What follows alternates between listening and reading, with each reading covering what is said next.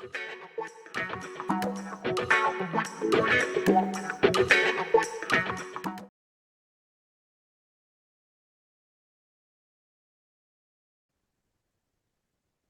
rekan pembelajar, ketemu lagi dalam seri perencanaan kebutuhan barang milik negara. Dan untuk sesi kali ini, kita akan membahas terkait perencanaan pemindatanganan, ya, pemindatanganan barang milik negara. Nah, rekan-rekan pembelajar, perencanaan barang milik negara sendiri ini terdiri dari beberapa skenario. Yang pertama pengadaan, pemeliharaan, pemanfaatan, pemindatanganan, dan juga penghapusan.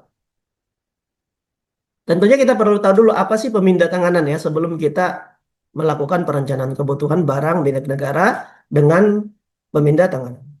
Jadi pemindatanganan sendiri ini adalah BMN yang dipindatangankan ke pihak lain. Bisa dengan cara dijual, ditukarkan, dihibahkan, atau dijadikan penyertaan modal. Lalu kenapa BMN itu perlu dipindatangankan ya? Nah, ini bisa ada 4 pertimbangan. Yang pertama, 3 pertimbangan efisiensi, tentunya dalam rangka menghemat biaya pemeliharaan atau bisa juga karena lebih menguntungkan jika atau bila dialihkan. Yang kedua, pertimbangan optimalisasi, bisa karena terjadi adanya BMN yang berlebih atau aset yang berlebih atau idle.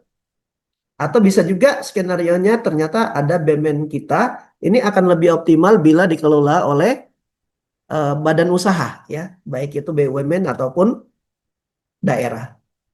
Nah, tentunya optimalisasi juga bisa dengan pertimbangan untuk meningkatkan pendapatan negara ya. Lalu berikutnya adalah kepentingan umum. Nah, pemindatanganan ini juga bisa didasari karena adanya kepentingan sosial keagamaan dan juga bisa juga dalam rangka mendukung penyelenggaraan tugas di pemerintah daerah. Lalu hal apa saja yang perlu diperhatikan dalam RKBMN pemindatanganan?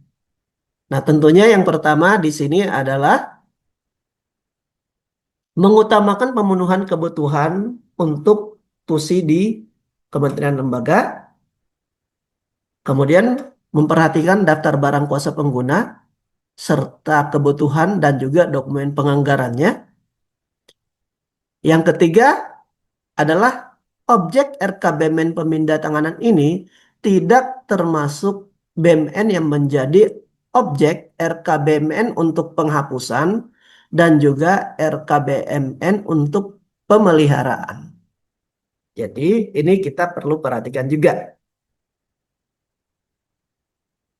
Lalu bagaimana proses penyusunan RKBMN pemindatanganan di tingkat Satker? Yang perlu kita perhatikan yang pertama objek ya. Objeknya di sini bisa tanah dan atau bangunan atau selain, kemudian kode barangnya, uraiannya, dan juga kondisi serta data identitas dari objek tersebut. Lalu tahun, nilai perolehan dan umur ekonomis, ya.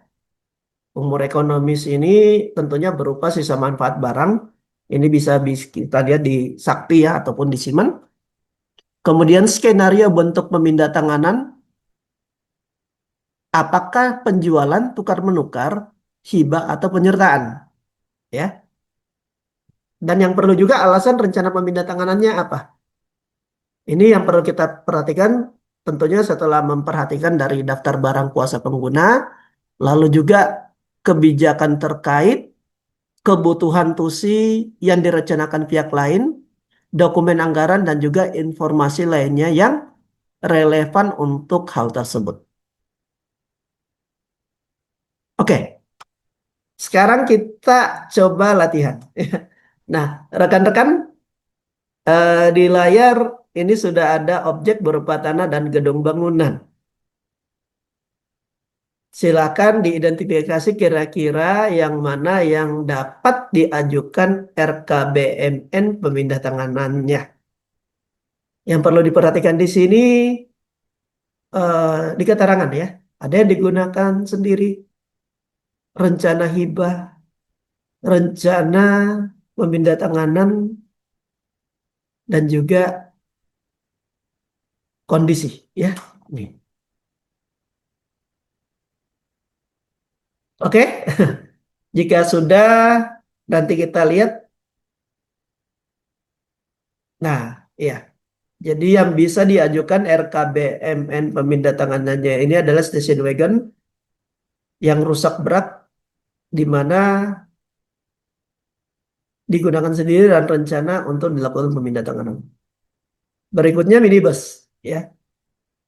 Ini dalam kondisi rusak ringan dan rencana untuk dipindah tangankan. Oke, baik.